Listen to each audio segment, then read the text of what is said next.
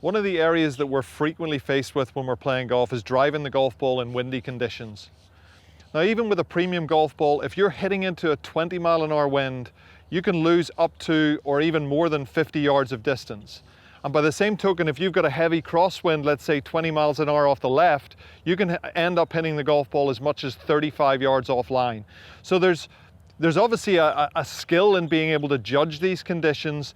There's different skills that we can use to help us mitigate, fight, or use the wind a little bit. And I think when we think of these different winds that are moving across us, behind us, or into us, then we have to kind of figure out, are we going to use the wind or are we going to fight the wind? Now, the way I think about it a lot of times, certainly in crosswinds, if we were to think of it like a breaking putt, we don't want to get on the low side of the putt. We don't really want to get on the low side of the wind. That's where the wind's at its most forceful.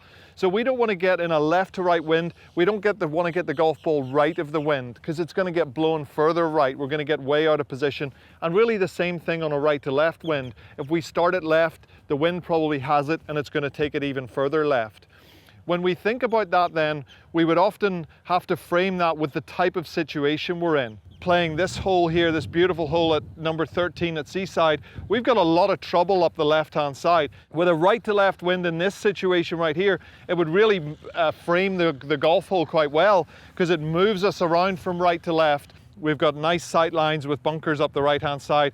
So I can kind of just aim it up there and kind of let the wind take it. That's almost as well going to encourage a shot that starts out to the right.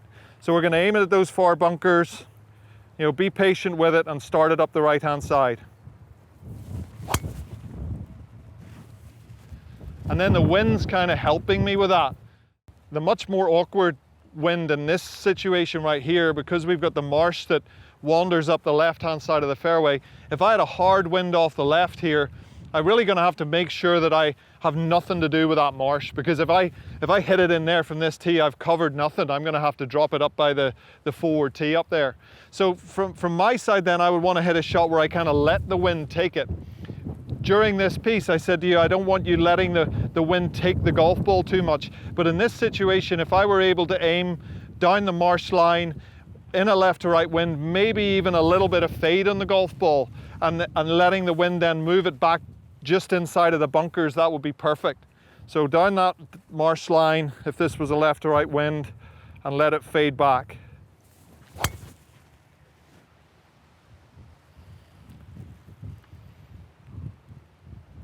If we're playing in strong winds that are into us, it really helps us to take the trajectory down.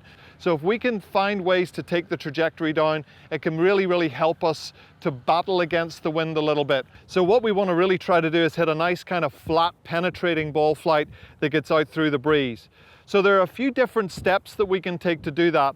And again, depending on your style of play, you might want to try a couple of these. Now, from a tee height perspective, I do like to take the tee a little bit further down whenever we're playing into the wind. I'll walk in and make sure that I have a ball position that's maybe just a little further back than what I ordinarily would have. I'll try and make a golf swing that keeps me fairly well centered, and to do that, I'm going to place a little bit more weight on this front side, and from there I'm going to stay fairly centered over it and make sure I'm moving forwards through it, and that's going to take it out of the sky. I like to feel like this shot may also be hit with a little bit of a left to right curve.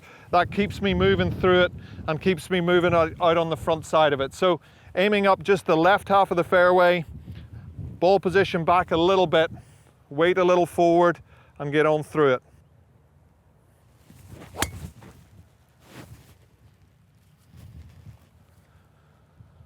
So that's a nice low one, straight into the wind. I would take that every day.